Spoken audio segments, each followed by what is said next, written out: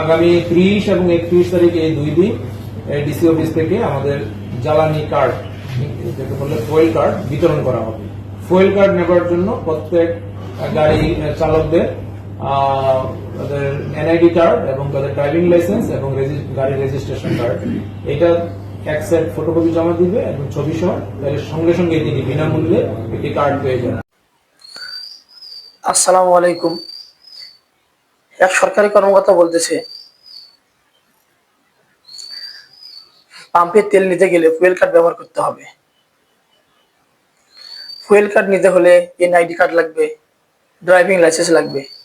শোরুমে গাড়ি কিনতে গেলে তো ড্রাইভিং লাইসেন্স লাগে না, তখন তো আপনারা বলেন না যে ড্রাইভিং লাইসেন্স আগে বানাতে হবে, গাড়ি পরে কিনতে হবে। তাহলে এখন কেন তেল কিনতে গেলে ড্রাইভিং লাইসেন্স লাগবে? তো অতিরিক্ত কোনো কথা ভালো না।